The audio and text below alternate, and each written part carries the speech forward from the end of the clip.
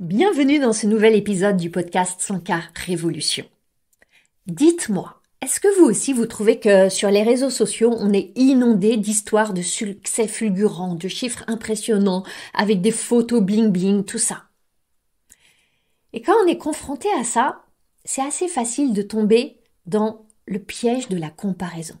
De se demander, mais qu'est-ce qui cloche? Qu'est-ce qui cloche pour vous? Pourquoi c'est pas aussi flamboyant, aussi rapide, aussi facile? Et ce que je vois, c'est que ces histoires mirobolantes qui s'étalent un peu partout, elles introduisent un biais énorme par rapport à ce qu'est la réalité du parcours entrepreneurial. La réalité, c'est que c'est un chemin initiatique. Et vous qui êtes engagé sur ce chemin, vous le savez. Un chemin avec ses épreuves, avec son propre timing, qui demande souvent de la patience, de la persévérance. Seulement ça, c'est pas très sexy à montrer. Et moi, ce que je crois, ce que je vis, c'est qu'il est beau ce chemin tel qu'il est. Et c'est de ce chemin-là que j'ai la grande joie de vous parler avec mon invité dans le podcast aujourd'hui. Mon invité, c'est Emmanuelle Turquet. Emmanuelle, elle est entrepreneure depuis 2014 et elle a fondé une méthode d'accompagnement qui est à la fois très originale, extrêmement puissante, et je l'ai testée, et qui s'appelle la cuisine thérapie. Dans cet épisode, il y a plein de délices pour vous. Emmanuelle va vous partager comment elle a quitté un joli poste dans le groupe Engie après avoir vécu comme une fulgurance pour aller créer sa propre méthode d'accompagnement. Et c'est un sacré défi. Elle va aussi vous dévoiler la vérité toute crue, toute nue sur ses 3 premières années d'activité. Elle va vous révéler même ses chiffres. Elle nous parle de comment elle s'est battue avec le sentiment d'imposture qui a été très vif pour elle et comment elle l'a dépassé. Vous allez voir aussi ses petits secrets pour prendre soin d'elle dans son quotidien d'entrepreneur à succès qui est très intense. Puis à la fin, il y a 4 très beaux enseignements comme 4 mantras qu'Emmanuelle vous offre pour réussir à allier réussite et bien-être. Je suis sûre que vous aurez autant de plaisir à écouter cette interview qui est vraiment riche en pépites que moi j'ai eu à l'enregistrer rien que pour vous. Alors peut-être qu'après avoir savouré ces gourmandises, vous aurez envie de partager ces délices en offrant une note au podcast, en le partageant sur vos réseaux sociaux. Je vous en remercie vraiment. Et maintenant, partons à la rencontre de cette femme entrepreneur rayonnante qu'est Emmanuelle Turquet. Bonjour Emmanuelle, Bonjour Anne-Valérie. je suis très heureuse Emmanuelle de t'accueillir sur le podcast 100K Révolution. Bienvenue à toi. Merci. Alors, en guise de brève introduction, ce que je vais te laisser te présenter, on se connaît depuis quelques mois. Ouais. Et ce qui est important pour moi de dire, c'est que j'apprécie vraiment un bon nombre de tes qualités, de tes talents, j'ai presque envie de te dire de ta magie, et on va en parler. Tu as eu le génie. Pour moi, c'est de l'ordre du génie de créer une méthode qui s'appelle la cuisine thérapie, dont tu vas nous parler. Et ce que j'ai vraiment envie, c'est que tu nous partages ton parcours d'entrepreneur, ses défis, ses joies, ses peines, comme on aime le dire, ce parcours initiatique, ce chemin. On parle beaucoup du chemin du héros, mais là, on est entre femmes, le chemin de l'héroïne que Mhm. c'est que d'être entrepreneur.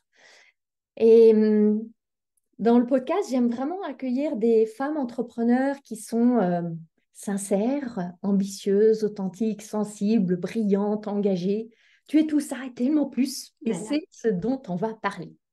Avant de plonger vraiment dans la beauté de notre échange, c'est important que je dise que j'ai eu la joie d'expérimenter ta méthode. Donc pour moi, ce n'est pas un grand concept théorique. Je l'ai expérimenté pour moi. J'ai été bluffée. Tellement bluffée que je t'avais proposé qu'on offre une session pour mes clientes de l'accompagnement 100K Révolution. Et avec la générosité qui est la tienne, tu leur as fait vivre une session. Et elles ont été, elles aussi, bluffées, transformées, époustouflées. Il y a eu des échos incroyables. Elles ont vécu des superbes transformations. Donc, je parle vraiment de ta méthode avec cœur, avec conviction. Et c'est pas que moi, c'est aussi toutes mes clientes qui ont adoré. Et c'est aussi pour ça que je suis tellement touchée et heureuse que tu nous en parles.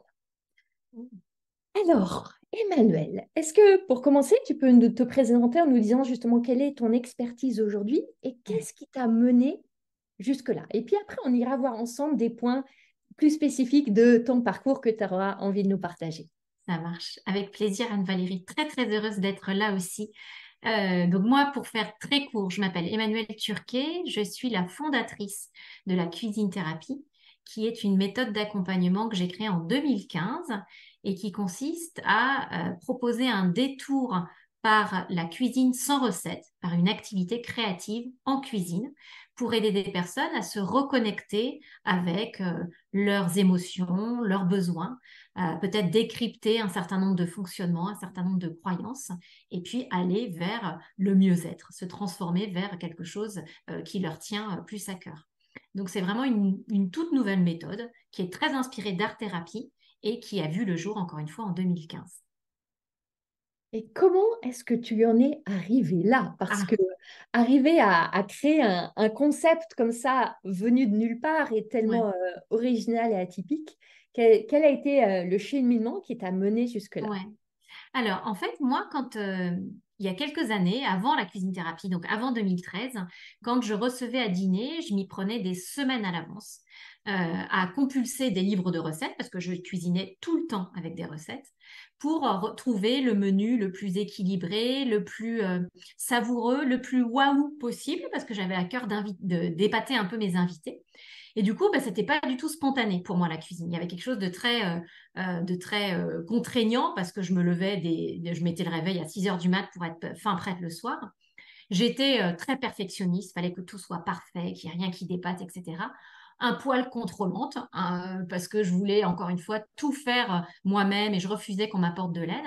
Et puis encore une fois, pas du tout spontané parce que c'était quelque chose qui se préparait pas du tout à la dernière minute quand je recevais chez moi. Et puis un jour, je suis partie en Nouvelle-Zélande et j'ai pas pris mes recettes. Et du coup, là-bas, j'ai appris à cuisiner complètement différemment, en lâchant avec l'objectif de résultat, en lâchant avec le côté perfection, quelque chose qui soit vraiment nickel chrome, qui ait pas d'aléa, etc. Et en fait, je me suis rendu compte que quand on cuisinait sans recette, quand on lâchait justement avec ce mental-là, eh bien, je me suis rendu compte en rentrant en France que j'étais moins perfectionniste, moins contrôlante, que j'avais plus confiance en moi, j'étais plus spontanée aussi ma façon de cuisiner, et que tout ça, ça dépassait largement le cadre de la cuisine. Et c'est comme ça que je me suis dit, mais en fait, quand tu cuisines sans recette, il peut y avoir des répercussions dans l'ensemble de ta vie, que ce soit ta vie perso, ta vie pro, tes amis, ta façon de voyager, etc. Et c'est comme ça que la cuisine thérapie, du coup, est née en 2013. Comme ça que l'idée m'est venue, en fait. Donc l'idée t'est venue en 2013. En 2015, tu as vraiment démarré l'activité, Ouais, c'est ça? Si on ouais. remonte le fil de l'histoire. C'est ça, ouais, parce qu'en fait, en 2013, j'ai l'idée, 2015, je lance. Entre-temps, je me forme. Parce que moi, j'ai travaillé chez Engie, donc vraiment rien à voir sur des sujets marketing, gestion de projet, animation commerciale, etc. Donc, rien qui pouvait me préparer à devenir thérapeute ou en tout cas praticien en relation d'aide. Et donc, du coup, pendant ces 2 ans, je me suis formée à la relation d'aide, à l'art-thérapie. Je me suis formée aussi en PNL, en analyse transactionnelle, en process com, enfin vraiment plein d'outils qui me semblaient utiles pour pouvoir accueillir des personnes avec une volonté de les accompagner et de les aider. Donc du coup, pendant 1 an et demi, parce que j'ai vraiment eu l'idée en mai 2013 et j'ai quitté en décembre 2014, pendant 1 an et demi, je me suis formée pour mon nouveau métier parce que là, j'avais bien l'intention de démissionner, de quitter NJ et de partir pour de bon dans une reconversion. Donc j'ai vraiment fait en sorte de préparer tout ça le mieux possible en fait. Donc tu es de celles qui ont fait le grand saut du grand corporate à Ouais. l'aventure de l'entrepreneuriat. Carrément, carrément, ouais, ouais, ouais.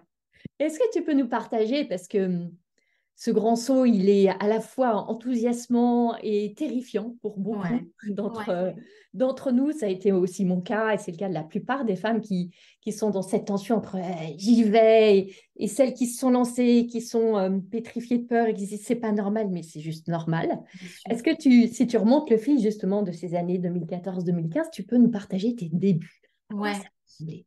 Alors, moi, je dirais peut-être pas pétrifiée, parce que j'avais déjà une expérience de création d'entreprise, toujours en étant chez Engie. J'avais suspendu mon contrat de travail, ce qu'on pouvait faire, pour lancer une boutique de décoration et d'artisanat asiatique. Donc, j'avais déjà une première expérience entrepreneuriale. Donc, j'étais pas pétrifiée, mais c'est vrai qu'il y a ce côté vertigineux de se dire, on sait ce qu'on lâche, on ne sait pas ce qu'on va avoir. Donc, il y a vraiment ce côté très ouais, vertigineux où tu as vraiment l'impression d'être au bord d'une montagne et de te dire, j'y vais pas, bah, voilà, juste avant la bascule, en fait. Moi, les premières années, ça a été difficile pour plein de raisons. Déjà parce que j'étais seule à lancer une nouvelle méthode. Donc, il y avait toute une pédagogie à faire pour expliquer aux gens que ça n'avait rien à voir avec des ateliers culinaires. Et c'est vrai qu'au démarrage, j'étais quand même assez isolée pour porter ce message. Aujourd'hui, il y a plein de praticiens que j'ai formés, mais à l'époque, j'étais toute seule. Donc, toute seule pour faire passer les messages, toute seule en télétravail chez moi, toute seule à prendre toutes les décisions. Donc cet isolement, il était quand même très, très important au démarrage. C'était difficile aussi parce que j'avais pas beaucoup de soutien de ma famille, en tout cas, de mes très proches. Mes parents ont eu beaucoup de mal à accepter ce changement de métier complètement inconséquent à leurs yeux, complètement, enfin, ça ne rime à rien de démissionner d'un grand groupe comme NJ pour aller faire cette espèce de truc. C'est vraiment comme ça qu'ils le désignaient. Ils avaient beaucoup de mal à comprendre ce que j'allais faire. Et puis, c'est difficile aussi parce qu'au démarrage, on est seul à prendre les décisions et donc on peut faire des erreurs marketing, ce qui est quand même le comble, parce que moi, je suis formée en école de commerce, mais j'ai quand même fait beaucoup d'erreurs marketing aussi au démarrage. Et puis, c'est dur de vivre de son activité au début et ça, c'est normal. On ne le dit pas assez et pourtant, c'est même l'INSEE qui nous le dit. Il faut minimum 3 ans pour lancer son activité. Donc, c'est normal que ça prenne du temps avant qu'on se sente serein dans son activité. Et moi, j'ai pas échappé à la règle. Et qui plus est, avec un nouveau concept à expliquer, moi, j'ai bien mis effectivement 3 bonnes années avant de me dire, c'est bon, ça va aller, ça va le faire. Les résultats seront au rendez-vous. Les résultats financiers, en tout cas, seront au rendez-vous parce que les résultats au niveau de l'intérêt des clients, l'épanouissement que ça me procurait, ils étaient là depuis le début. Mais la concrétisation, la matérialisation dans un chiffre d'affaires, ça a vraiment mis effectivement ces 3 années pour arriver. Et puis peut-être encore une difficulté supplémentaire, c'est ce que beaucoup d'entrepreneurs connaissent, c'est le syndrome de l'imposteur. Et je sais que toi, tu en parles beaucoup avec ta communauté, Anne-Valérie. C'est cette sensation de ne pas être assez, en fait, de ne pas être la bonne personne pour, de manquer de compétences. Moi, j'avais souvent l'impression que l'idée de la cuisine thérapie était génialissime, mais que le costume était trop grand pour moi, par exemple. Donc voilà, donc c'est un ensemble de choses qui ont fait que c'était pas facile au démarrage et que ça nécessite de travailler sur soi. Et c'est pour ça que je te rejoins à 3000% quand tu parles de cheminement initiatique, bien sûr. Alors, merci, Emmanuel, d'abonder dans mon sens, Ouais, de lever le voile, d'être transparente, de dire la vérité sur le fait que les réussites du jour au lendemain, en une nuit, en 6 mois, je dis pas que ça n'existe pas, mais c'est exceptionnel. bien sûr. Et il y a quelque chose de très faux dans ce qu'on voit sur les réseaux sociaux d'entrepreneurs qui étalent des succès réels ou pas, je n'en sais rien, et c'est pas le sujet, mais qui donnent cette illusion que ça doit aller très vite et que les dizaines, les centaines de milliers d'euros peuvent arriver en téléchargeant un message et en Ouais, étant, quand les planètes sont bien alignées, que les anges viennent se présenter et que ouais, en un an on va faire 1 million. Non, en fait. ouais, La vérité, c'est que il y a du travail, c'est un beau travail, on le choisit, on l'aime, on le fait avec dévotion, avec cœur.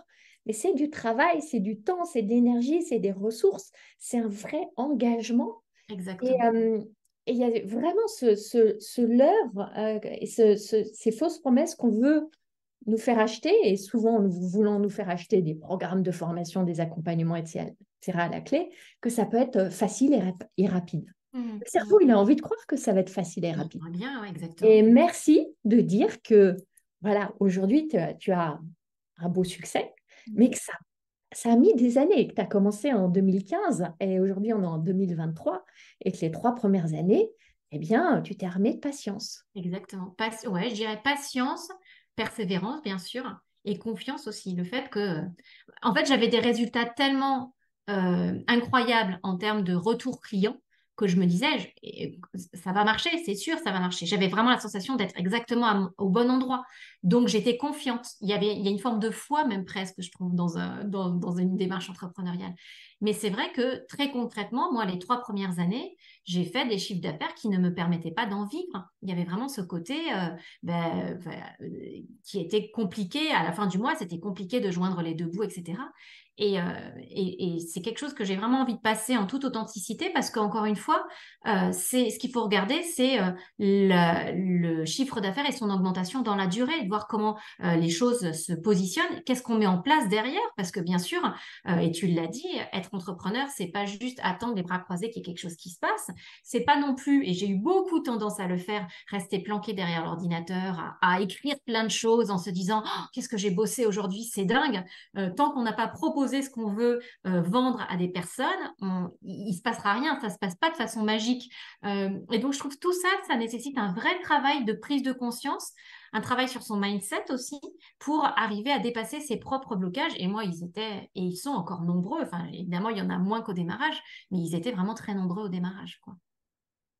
Et alors, tu évoquais tout à l'heure, tu as parlé d'erreurs marketing Ouais, euh, que tu as faites au début et qu'on fait toutes. Est-ce que ouais. tu pourrais nous en partager quelques-unes pour, Oh là là, là aussi, oui, mon idée, c'est tellement de dédramatiser pour toutes celles qui nous écoutent et qu'elles se rendent compte que bah, toutes, on passe par les mêmes choses. ouais, complètement. Alors moi, les erreurs marketing, j'en ai fait plein, hein. Et encore une fois, c'est les cordonniers sont les plus mal chaussés parce que alors, vraiment. Alors, déjà, j'ai fait un tarif de lancement que j'ai maintenu pendant je sais pas, 4 ans, peut-être même 5 ans. Enfin, pendant ouais, les 4 premières années de mon activité, l'atelier cuisine thérapie de 3 heures coûtait 90 euros pour 3 heures. Donc, c'est quand même un tarif vraiment hyper compétitif. Et je pense que j'avais une question autour de la légitimité, du syndrome de l'imposteur, etc., qui fait que j'ai pas réussi à l'augmenter rapidement, en fait. Et ça a vraiment été assez long avant que je m'autorise à me dire, non, bah, maintenant, tu as de l'expérience, tu as des retours clients, tu sais que ça fonctionne ce tarif, il faut le revoir un petit peu à la hausse parce que toi aussi, tu t'es bonifié en tant qu'accompagnante. Autre erreur que j'ai faite, je suis persuadée, et je le reste en plus, persuadée que le format 3 heures d'atelier de cuisine thérapie, c'est le format où vraiment on prend son temps. Moi, je suis quelqu'un qui aime pas speeder. Je déteste arriver en retard, ça ne m'arrive jamais. Je déteste arriver ric-rac. Pour moi, il faut pas avoir le regard sur la montre, il faut prendre son temps, etc. Et c'est vrai qu'en 3 heures, en atelier de collectif, on a le temps, on n'est pas à regarder, il faut que je me dépêche, etc. Sauf que la réalité, c'est que des personnes, prendre 3 heures dans un agenda, ben, c'est pas facile. Et je me suis rendu compte assez tardivement, finalement, que proposer des ateliers d'1 heure et demie, c'était peut-être une bonne pioche aussi pour permettre à plus de personnes de découvrir ce que c'était que la cuisine thérapie. Et puis pareil, j'ai mis longtemps aussi à proposer des parcours d'ateliers. En fait, je proposais des ateliers en one shot sans me dire que ben, peut-être qu'il y avait quelque chose à construire autour d'un parcours d'atelier pour que les personnes se sentent prises par la main et accompagnées sur 3, 4 séances, tu vois, plutôt que juste de leur proposer un truc où je leur délivre le maximum de valeur et après, ben, la suite est pas anticipée. Donc ça, je t'en cite trois, mais il y en aurait vraiment plein où j'ai fait des erreurs et je pense que c'était des erreurs que jamais je n'aurais faites si ça n'avait pas été mon bébé, en fait, la cuisine thérapie. Parce que objectivement, j'en étais consciente, je pense. Mais je pense que c'est tellement difficile de prendre ce recul quand il s'agit de notre business, ouais, de notre bébé, que ben, on a vraiment besoin d'être accompagné pour mettre de la clarté dans tout ça et prendre un peu de distance et de hauteur sur ce qu'on est en train de faire. Alors, pour mesurer aussi la beauté du chemin que tu as parcouru, si je comprends bien, tu as commencé en accompagnant des personnes en individuel ou en atelier. Ouais, Aujourd'hui, tu formes des praticiens, praticiennes qui s'appuient sur ta méthode pour accompagner à leur tour. ouais. Est-ce que tu peux nous dresser un petit peu le tableau aujourd'hui de combien, justement, combien de personnes tu as Ouais, formées voilà, c'est ouais. quoi ton univers aujourd'hui? Ouais. Alors peut-être juste repréciser d'abord qu'au départ, il y avait le grand public, mais il y avait aussi dès le démarrage des publics que j'appelle spécifiques. Donc typiquement, c'est des maisons de retraite, des patients toxicos, des étudiants aussi, donc pas tout à fait le grand public. Et puis aussi un public entreprise, parce que bien sûr, étant issu d'un grand groupe, je m'étais dit, ça, il faut le proposer aussi au grand groupe en mode coaching d'équipe, cohésion d'équipe, etc. Donc ça, c'était vraiment le début et j'ai fait ça pendant quelques années euh, 4 ans à peu près. Et puis aujourd'hui, c'est vrai qu'essentiellement, mon activité, c'est de former des praticiens. Parce que très rapidement, j'ai des personnes qui m'ont appelé et quand je te dis très rapidement, c'est même au bout d'une année, en me disant, ça m'intéresse votre méthode, est-ce que vous voudriez bien me former à cette méthode? Et moi, au début, je dis non, non, je forme pas, j'ai largement de quoi faire avec les ateliers, le développement du concept, etc. Et puis, comme il y a eu de plus en plus de demandes, à un moment, je me suis dit, bon, si la vie t'envoie des citrons, c'est peut-être qu'il faut que tu fasses de la citronnade, pour reprendre un proverbe africain, je crois. Et du coup, j'ai commencé à réfléchir à une formation. Mais la formation, elle est arrivée mi-2018, tu vois, donc plus de 3 ans finalement après le démarrage. Et aujourd'hui, c'est vrai qu'essentiellement, je forme des praticiens. Alors, dans ces praticiens, c'est aussi bien des personnes qui sont déjà dans la relation d'aide, des diététiciens, des sophrologues, des naturopathes, des infirmières, etc., qui veulent ajouter une corde de plus à leur arc, finalement, que l'autre moitié des personnes, c'est des personnes en reconversion totale, qui faisaient un métier complètement autre avant, ou qui étaient femmes au foyer, et qui, à l'issue d'un burn-out, à l'issue d'un changement de vie, se disent, mais en fait, j'ai envie d'avoir mon activité moi aussi et font le choix de la cuisine thérapie. Donc, c'est des profils très, très variés finalement. Et aujourd'hui, il y a 200 personnes, 210 personnes même exactement dans la formation à l'heure où je parle. Près de plus de 90 ont déjà terminé la formation, mais l'autre grosse moitié est encore en train de se former. Et j'ai aujourd'hui une équipe, notamment une équipe pédagogique, qui m'aide sur toute la partie formation des nouveaux praticiens. Hmm. Merci. Je pense que c'était important, en effet, qu'on Oui, voit les deux extrémités du spectre depuis oui, tes débuts, tes balbutiements et où tu es arrivé aujourd'hui. Donc, tu partageais que les 3 premières années, eh bien, en gros, l'activité ne permettait pas de gagner ouais, suffisamment d'argent pour en vivre, en tout cas confortablement.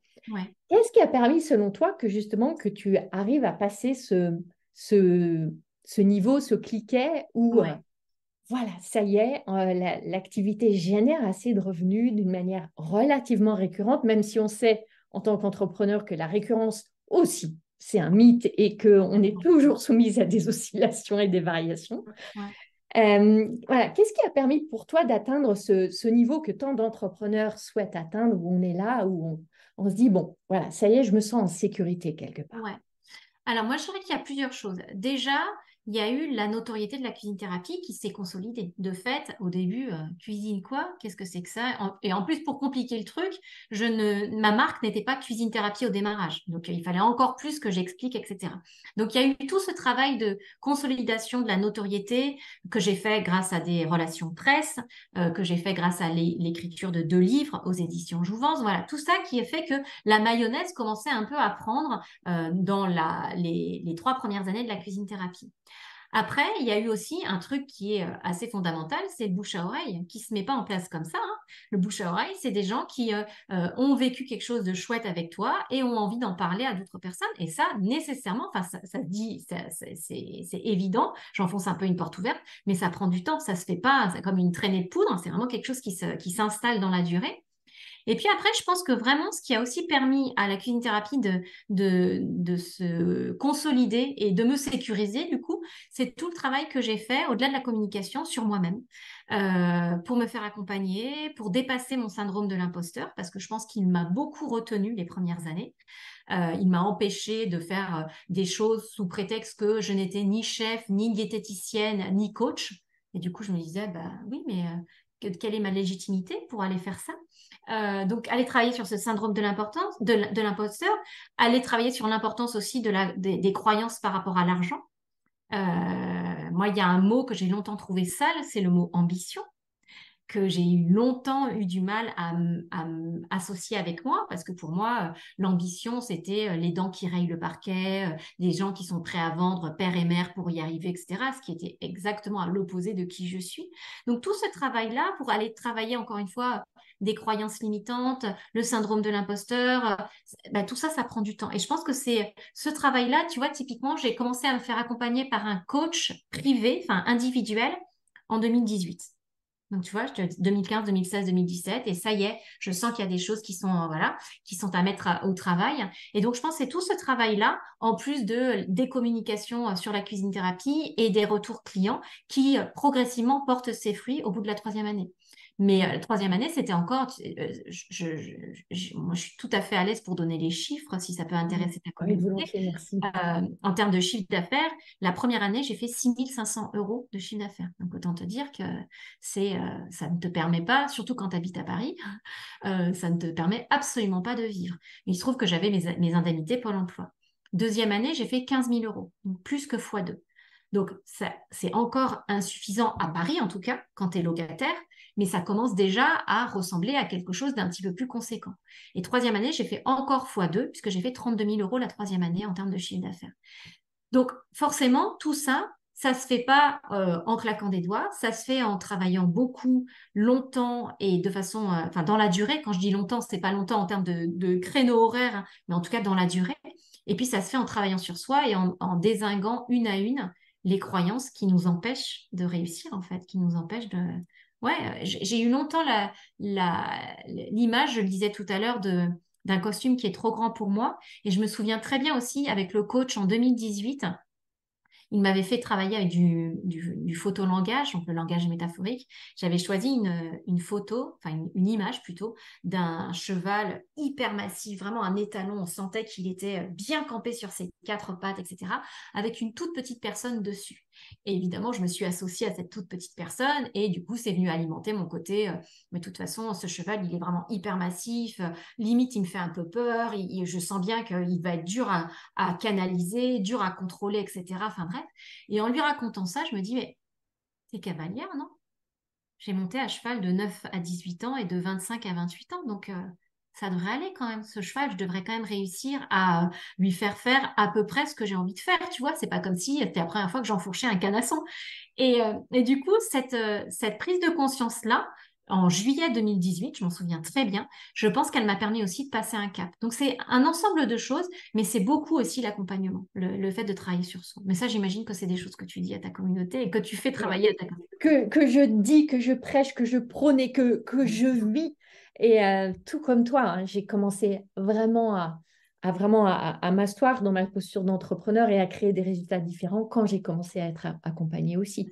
Ouais, C'est vraiment à être accompagnée et à côtoyer d'autres entrepreneurs ouais, qui m'inspirent, qui m'élèvent, qui me soutiennent, qui me mettent des coups de pied aux fesses, etc. complètement. Ouais, Et alors, tu as évoqué l'argent. Euh, ouais, hum, c'est un vaste sujet. C'est un sujet souvent tellement épineux, ouais, sensible, gratouilleux pour les entrepreneurs et en particulier les femmes. ouais, On a un lourd héritage, la plupart ouais, d'entre nous, femmes, autour de l'argent et de notre relation avec l'argent.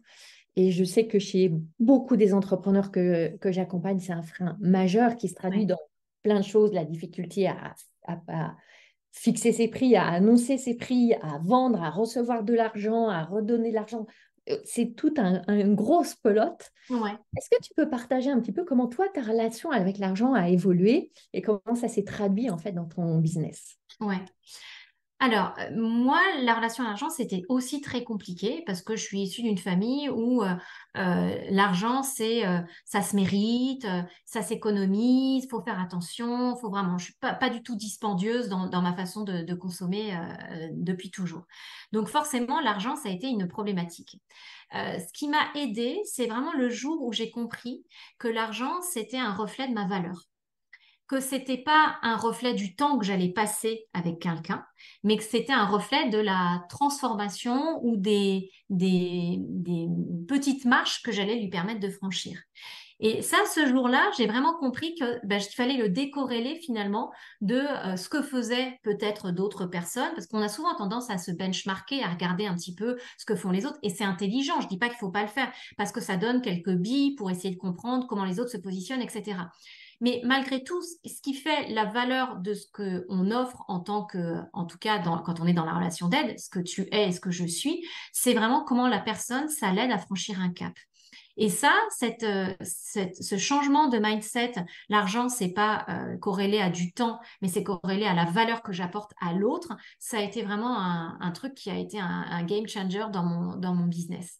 Et après, c'est vraiment progressivement. Je pense qu'il faut vraiment s'écouter aussi, ce qui peut paraître antinomique avec ce que je viens de dire au début, Mais je pense qu'il faut pas trop se violer quand même. Faut y aller par petites étapes, se dire que les choses sont pas gravées dans le marbre, qu'on peut démarrer à un tarif et quelques mois après en avoir un deuxième, et puis quelques mois encore après en avoir un troisième. Donc s'autoriser à y aller progressivement, et puis se dire que c'est vraiment le fait qu'on se sente à l'aise et aligné avec l'argent, à l'aise pour annoncer ses tarifs. Ça, c'est un test énorme, hein. Si tu as du mal à annoncer tes tarifs, que tu regardes tes chaussures et que vraiment tu n'es plus en contact direct avec la personne, c'est que manifestement, c'est pas le bon tarif.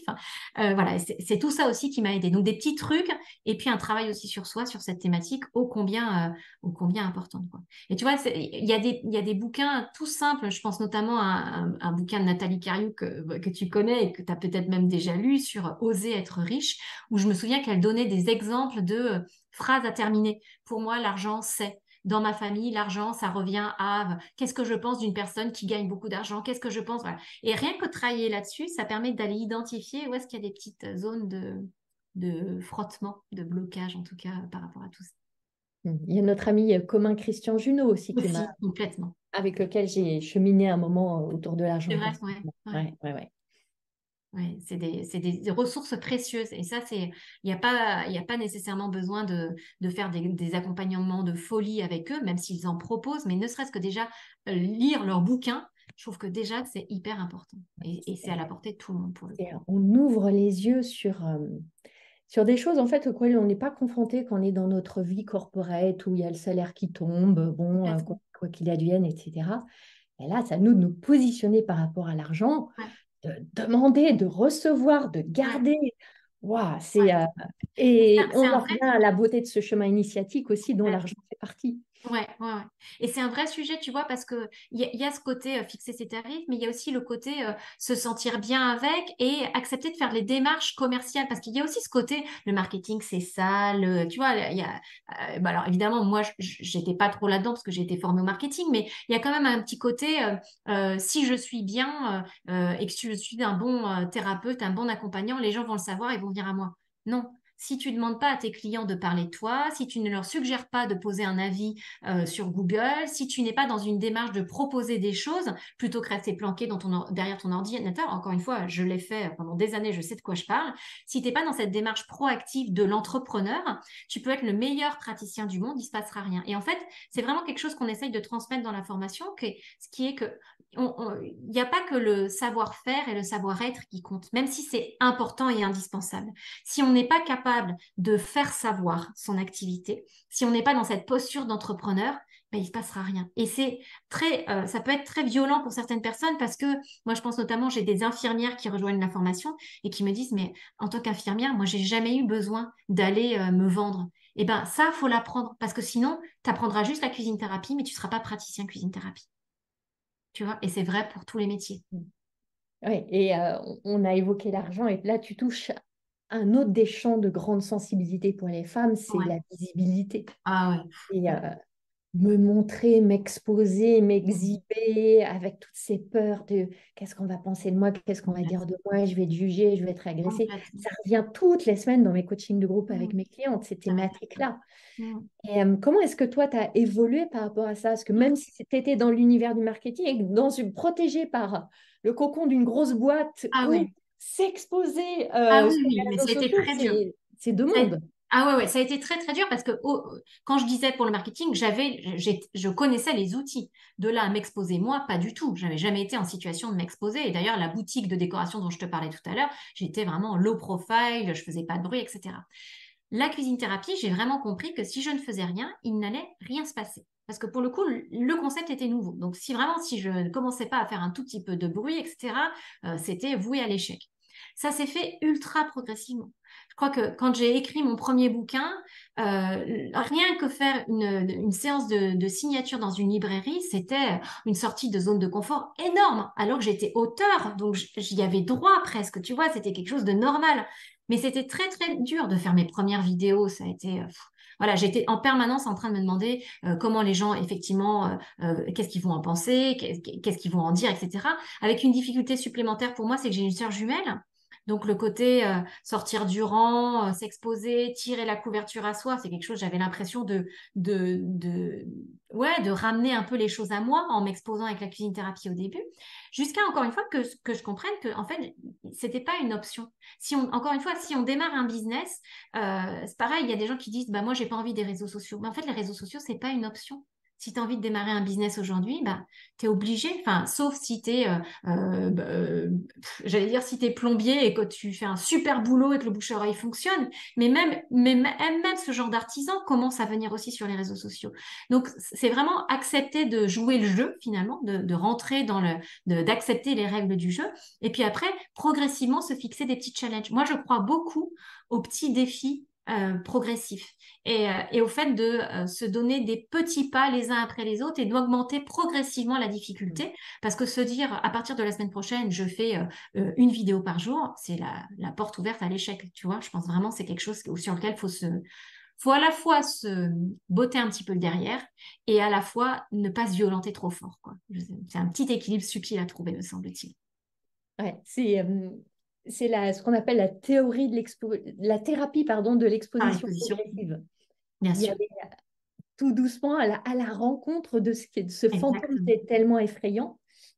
Et c'est nécessaire Mm. d'aller à sa rencontre, et comme tu le dis, avec beaucoup de justesse, avec, en se faisant une mini-violence et en Ouais, y mettant de la douceur et de la tendresse exactement. aussi. Et de trouver, et, euh, et avec mes clientes, tu as mis le mot de défi, ouais, j'adore qu'on se lance des défis. Et Ouais, chacun prend les défis à sa mesure, les bien adapte, sûr. etc. Et ce qui est génial avec les défis, c'est qu'on crée des résultats, on crée de la joie, on crée de la fierté, on va à la rencontre des émotions qui sont aussi tellement extraordinaires, qui sont juste derrière le voile de la peur, là. Donc, Complètement. Ouais. et j'aimerais aussi qu'on aille dans un champ qui est aussi très souvent délicat pour, notamment pour les femmes entrepreneurs, en tout cas c'est celle que je connais et que Ouais. j'aime pas. C'est le fameux, même si j'aime pas ce mot, équilibre vie pro, vie perso. Ouais. Qui revient, qui est une thématique qui revient aussi souvent parce Ouais. que, ben, comme on l'a évoqué, surtout au début, quand on est seul, quand on n'a pas d'équipe, ben, c'est très engageant, Mm. c'est très prenant. En plus, il y a à la fois la passion, le plus souvent, et c'est ce que je vous souhaite à toutes, la Mm. passion pour ce que vous développez, ce thème que vous explorez, le sens que vous retrouvez peut-être après avoir perdu le sens, etc. Et puis la réalité de temps à louer pour Ouais. se faire connaître, se rendre visible, travailler sur soi, etc., créer ses offres. Et de facto, c'est du temps, c'est de l'énergie que on n'alloue peut-être pas à d'autres champs de sa vie. Ouais. Et je vois beaucoup de femmes pour qui c'est un vrai défi de dire, mais je me sens piégée, j'ai plus le choix, je suis plus équilibrée, et qui s'en veulent et qui rajoutent la couche de culpabilité en Ouais. plus. Donc, comment est-ce que toi, tu as pu naviguer à travers tout ça? Ouais. Alors, c'était un sujet, mais peut-être un sujet moins prégnant que pour certaines femmes, notamment des mamans. Parce que moi, je suis pas maman. Donc, du coup, il y a déjà le côté plus léger à gérer, parce que, à part me gérer moi et épisodiquement un compagnon de vie, il n'y avait pas trop de difficultés de ce côté-là. Mais c'est sûr que c'est quand même un sujet, et je pense que, encore une fois, je pense que c'est important de se dire, c'est pas tout l'un ou tout l'autre. C'est des phases, hein. Il y a des phases, il faut donner des vrais gros coups de collier parce que, comme tu le dis, on est en phase de démarrage où il y a un enjeu particulier, il y a un challenge qui vient nous titiller sur le côté pro. Et puis, il faut aussi s'octroyer des moments off. Et moi, j'ai mis longtemps à comprendre que les vacances, c'était génial et que ça permettait vraiment de se ressourcer. J'avais un côté, là, je crois que la première année, j'ai dû prendre 4 jours, tu vois, enfin, à quelque chose comme ça. Et là, vraiment, cette année, je me suis arrêtée 15 jours plein, mais vraiment à déconnecter complet. Et puis après, j'ai fait quelques petites escapades sur le mois d'août et j'ai vraiment eu la sensation que je me régénérais, qu'il y avait quelque chose de nouveau qui arrivait. Et je pense que tant qu'on ne l'a pas vécu, ça, tant qu'on ne s'est pas octroyé ces quelques jours jouissifs et réjouissants où on sent que on est regonflé à bloc, on a une nouvelle énergie, etc., on ne peut pas vraiment comprendre cette histoire d'équilibre. Parce que j'ai la sensation que l'équilibre, on nous en rabâche un peu les oreilles, mais tant qu'on n'a pas fait soi-même l'expérience de, ouais, ok, là, je me sens alignée parce que je suis capable de donner un grand coup de collier quand il faut et je suis capable de faire l'école buissonnière un vendredi après-midi ou même un mercredi matin parce que j'ai envie d'aller au ciné. Tant qu'on n'a pas expérimenté ça, mais on n'a pas encore trouvé toutes les clés. Et moi, j'invite vraiment les gens enfin, les entrepreneurs, femmes, à essayer. Euh, et encore une fois, à se fixer des petits défis. Je sais, toi, que tu as eu le défi il n'y a pas très longtemps de te mettre dans une grotte. Et je pense qu'on devrait tous, à notre niveau, en fonction de ce qui est important pour nous, se fixer des petits défis et réussir à les respecter parce que ça permet de remettre un peu les compteurs et les priorités au bon endroit et les compteurs à zéro par rapport à tout ça. Et, euh, et quand on y pense, c'est assez drôle de se dire que ça devient un défi que de prendre du temps pour soi, en fait. Dingue. Ouais, C'est quand même assez fascinant de voir où on en arrive. ouais. Et moi, c'est mon expérience, hein. Et on en a parlé en off, Emmanuel. Mon expérience, c'est qu'aujourd'hui, c'est plus, entre guillemets, difficile pour moi de travailler que de ne pas travailler. Hmm. Pour plein de raisons. Et il y a des raisons qui sont un pur amour pour mon travail, mes clientes, etc. Et puis, Attends, tu veux dire, je te coupe, c'est plus difficile de ne pas travailler. de ne pas travailler. J'ai dit Il me l'inverse. semble que tu as dit l'inverse, il me semble. Ah, Ouais. mais merci de corriger. Voilà. C'est plus difficile de ne pas travailler et c'est plus facile de travailler. Ouais. Euh, et je peux l'expliquer par tout un tas de raisons. Mais d'où là, en effet, j'ai pris 8 jours de repli, de retraite, de déconnexion dans ma grotte. Et je m'en suis fait un défi Ouais. pour Dingue. réussir à le tenir et honorer mon engagement vis-à-vis de moi-même. Ouais. Et je vois beaucoup d'entrepreneurs qui sont comme ça, hein. C'est sûr. Mais je pense qu'il y a aussi c'est très français aussi peut-être, tu vois, le côté il faut bosser, bosser, bosser, répondre aux mails à pas d'heure, etc. pour se sentir exister. Et en fait, je pense qu'il y a une question, moi, qui est assez lancinante parce que c'est une vraie question sur laquelle je suis pas sûre d'avoir aujourd'hui toutes les réponses, mais c'est sans doute mon travail des mois à venir. C'est qui es-tu quand tu ne travailles pas? Tu vois? Et je trouve que bah, se mettre cette petite question à l'agenda et se dire, on va pas y répondre comme ça. Moi, je vais me donner quelques mois là pour répondre à cette question. Qui je suis quand je ne travaille pas? Question ô combien stratégique et intéressante. Et une question qui va vraiment permettre voilà, de me repositionner sans doute sur certains sujets et d'en mettre d'autres un petit peu plus d'actualité. Parce que je pense que cet équilibre, enfin, c'est en toute chose de toute façon. Si on n'est que noir, ou que blanc, ça peut pas fonctionner. Il faut qu'on soit noir et blanc et qu'on alterne entre ces temps de travail et ces temps de repos, entre ces temps d'inspiration et ces temps d'expiration. Enfin, la nature nous offre ça. Donc, il suffit de se caler sur ce rythme-là, finalement. Hmm. Ça a été pour moi aussi tout un apprentissage que d'aller explorer la beauté de la palette des gris, là, Ouais. Ouais. cette beauté des gris. Et par moments d'aller vraiment dans la radicalité de je pars dans ma grotte et j'en ai besoin. Et Ouais. autrement, voilà, comme tu disais, de faire l'école buissonnière, de me dire, Ouais. oh bah voilà, je prends une après-midi, je vais m'offrir un massage. Exactement. Mm. Et c'est aussi autant d'occasions pour moi d'expérimenter la gratitude pour Mhm. ce chemin qu'on a choisi, Ouais. qui a ses épines, mais qui a aussi ses si belles Ah roses. oui. Oh là là, oui. Ouais, ouais. Et Mm. puisqu'on est dans le chemin de la gratitude, qui est une émotion que j'aime beaucoup, si tu revois ton parcours, Ouais. pourquoi est-ce que tu peux ressentir de la gratitude au gré de ce Mm. parcours-là? Tellement de choses. Euh, pour déjà pour la confiance que m'ont fait les premières personnes qui ont testé les ateliers, hein, aussi bien un grand public qu'entreprise, aussi bien les praticiens qui ont choisi de se former avec moi, etc. Ça, je me dis, c'est dingue quand même que y ait cette communauté qui se soit créée autour de ça. Et puisque je parle de communauté, j'ai une immense gratitude aussi pour les praticiens que je forme aujourd'hui parce que c'est une communauté tellement forte que on a renommé la communauté la famille Cuisine Thérapie. Et à chaque fois, on a des rencontres annuelles et à chaque rencontre, je me dis, mais c'est pas possible. L'année prochaine, on va forcément être déçus parce que ça peut pas être encore mieux que ce qui est déjà génial cette année. Et tous les ans, on réussit le challenge de faire quelque chose encore plus génial que l'année précédente. Donc, j'ai vraiment beaucoup, beaucoup de gratitude pour ça. Et puis beaucoup de gratitude aussi pour moi-même, pour m'être autorisée à me faire accompagner et avoir écouté ma petite voix pour trouver les bonnes personnes finalement. Parce qu'il y a vraiment des personnes que je pourrais citer, mais j'aurais peur d'en oublier. En tout cas, des personnes qui m'ont accompagnée sur ce cheminement-là, sans qui aujourd'hui, j'en serais pas là où je suis. C'est aussi bête que ça, parce que elles ont su respecter mon rythme, elles ont su m'accompagner sur ce chemin-là sans m'imposer de choses, en étant vraiment à l'écoute de ce qui était juste pour moi. Enfin, j'ai trouvé sur mon parcours des maîtres vraiment en termes de développement personnel et j'ai énormément de gratitude pour ces gens-là, évidemment. Hmm. Et je sais qu'il y a aussi un sujet, j'essaie de, tu vois, de balayer tous les sujets qui Ouais, peuvent être vraiment prégnants pour toutes ces femmes qui nous écoutent. Et je sais qu'il y a quelques hommes aussi qui écoutent le ouais, podcast. Si tu es comme moi, et comme la plupart des entrepreneurs, ouais, on a des moments de doute, ouais, de stress, de découragement, de grands questionnements. ouais, Au long de mes 13 années d'entrepreneuriat, j'ai eu un certain nombre de phases comme ouais. ça.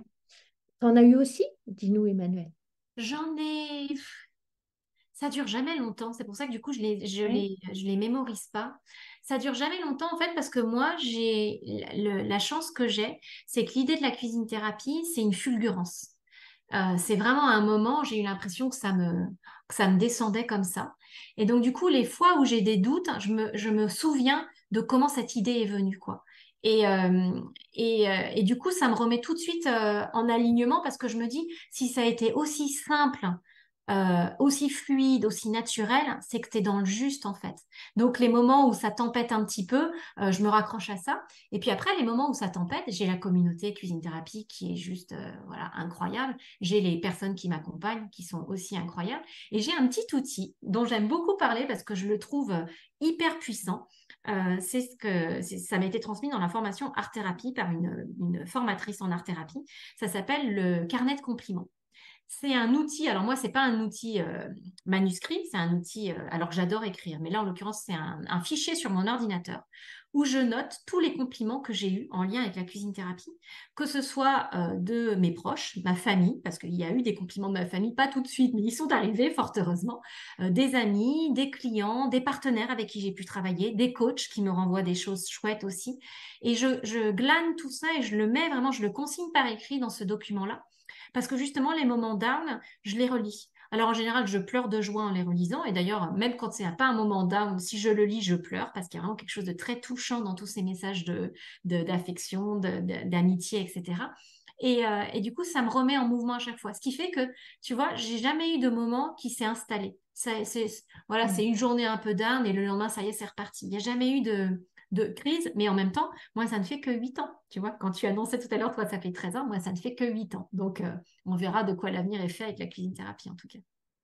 Après, j'évoquais, tu vois, des périodes de down, de doute, de questionnement.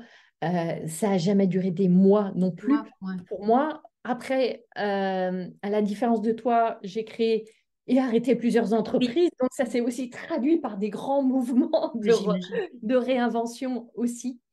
Euh, mais je crois qu'il y a un message important à passer là, c'est que voilà, c'est normal de ne Ouais, pas être dans une espèce d'équanimité, comme disent les bouddhistes, ou de ouais, stabilité d'humeur, et que c'est tellement normal d'avoir des oscillations émotionnelles et des moments où simplement le corps est fatigué. ouais, Et évidemment, c'est plus difficile d'être d'humeur guillerette. ouais, Et tu évoquais le moment où toi, tu te rappelles de cette fulgurance et ouais, de cette idée géniale que tu as reçue.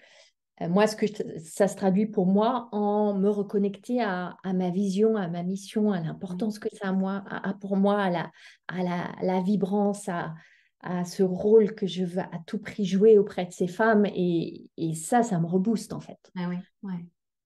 Donc, Ça, c'est... et puis le fait de ralentir, de s'offrir des pauses, moi de me reconnecter à la nature, d'aller marcher. Enfin voilà, on a. Après, ce qui est intéressant, c'est d'identifier chacun ses petites ressources pour justement aller mieux dans les moments où ça commence à plonger un petit peu, quoi.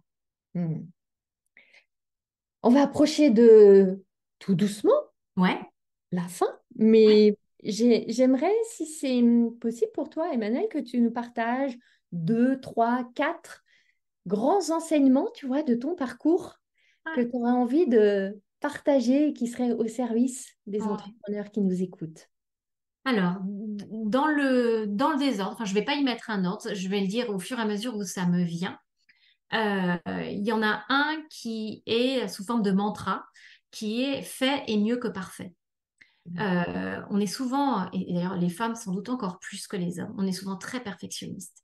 On hésite à se lancer parce que c'est pas encore terminé, parce qu'il nous semble qu'il y a plein de choses encore à améliorer, etc. Et pour moi, fait est mieux que parfait. C'est vraiment le- l'intelligence de se dire, bon allez, maintenant ça suffit, je lance et puis on verra bien. On aura toujours temps d'ajuster juste après. Du coup, le deuxième qui me vient, c'est rien n'est gravé dans le marbre. Je trouve que ça crée une pression folle de se dire qu'il faut décider pour les 3 ans à venir.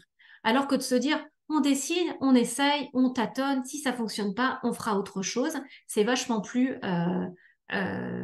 léger au niveau stress, au niveau pression, et ça permet de faire beaucoup plus de choses.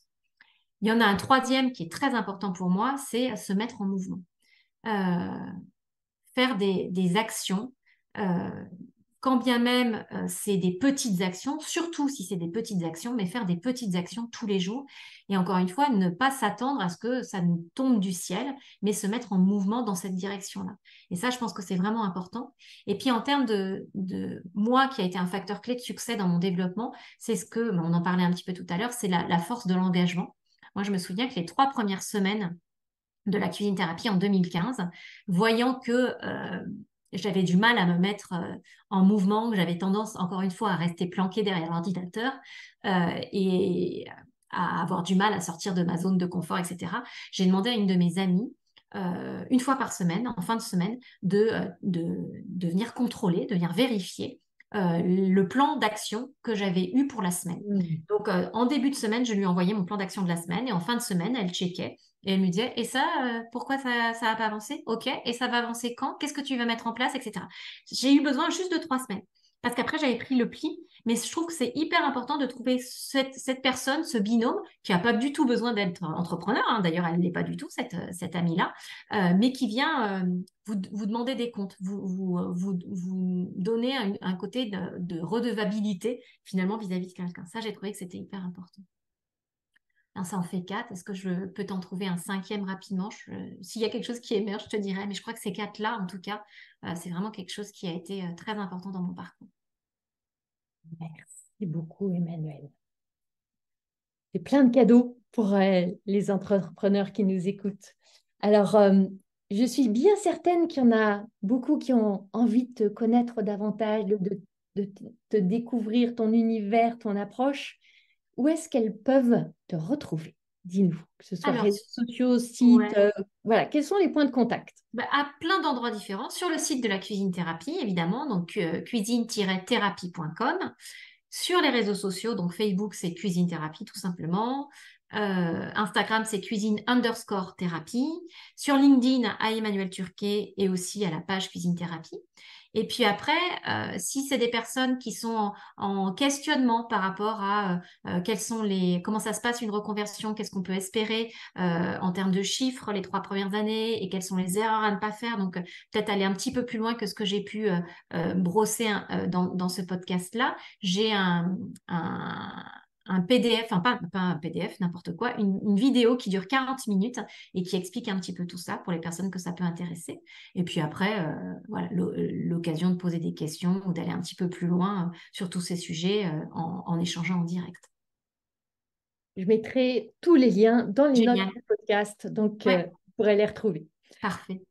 Pour qu'on termine ce très bel échange, merci beaucoup Emmanuel. Est-ce que tu aurais un dernier message qui te tient à de cœur à cœur, à offrir Ouais. à nos auditrices, auditeurs? Alors, ça va pas être un message, ça va être une citation. Enfin, si, d'ailleurs, il y aura un message derrière la citation. Moi, j'ai une citation qui m'accompagne depuis, bah, tu vois, depuis la boutique de décoration dont je te parlais tout à l'heure, c'est-à-dire depuis 2004. Donc, on va bientôt faire fêter nos 20 ans avec cette citation. C'est une citation de Jack Kornfield, qui est un moine américain, qui dit, quand nous prenons la place qui est la nôtre, nous découvrons que nous sommes inébranlables. Et moi, j'ai vraiment la sensation avec la cuisine thérapie d'avoir trouvé la place qui est la mienne et du coup d'avoir cette sensation d'être inébranlable. Alors, inébranlable ne veillant pas dire il n'y a jamais de coup de mou et tout va toujours pour le mieux et la vie est rose, etc., hein. Mais en tout cas, de se sentir vraiment aligné et à la place qui est la mienne, en fait. Et du coup, c'est le message que j'aurais envie de transmettre, c'est tout le mal que je souhaite aux personnes qui nous écoutent, d'être en capacité de vraiment trouver la place qui est la leur pour se sentir solides, alignés et complètement à leur place dans leur vie professionnelle et dans leur vie personnelle aussi, hein, parce que là, on parle beaucoup de pro, mais c'est vrai aussi dans toutes les sphères de sa vie, d'arriver à trouver cet endroit où, peu importe ce que font les autres, peu importe ce que disent les autres, on est exactement là où on doit être. Ça serait ça mon message pour ta communauté, Anne-Valérie. Merci Emmanuel. En plus, j'aime beaucoup Jack Cornfield. J'avais entendu cette citation, mais pas attribuée à lui. Mais les citations, on ne sait jamais à qui c'est attribué. Ouais. Mais j'aime beaucoup son livre qui s'appelle Après l'extase, la lessive. Ah, génial. Ah, je l'ai Un livre lu. qui m'a beaucoup accompagnée dans mon chemin spirituel et qui Ouais. dit aussi beaucoup de ce qu'on peut vivre sur nos chemins d'entrepreneurs, où on a des moments d'extase et des moments de lessive, où on est dans le tambour de la machine à laver. C'est ça, c'est ça. Donc, je vous souhaite à toutes, à tous, beaucoup d'extase dans Ouais. les heures, jours à venir. Merci infiniment, Emmanuel. Merci à toi, Valérie. Et à très bientôt, tout le monde. Au revoir. Au revoir.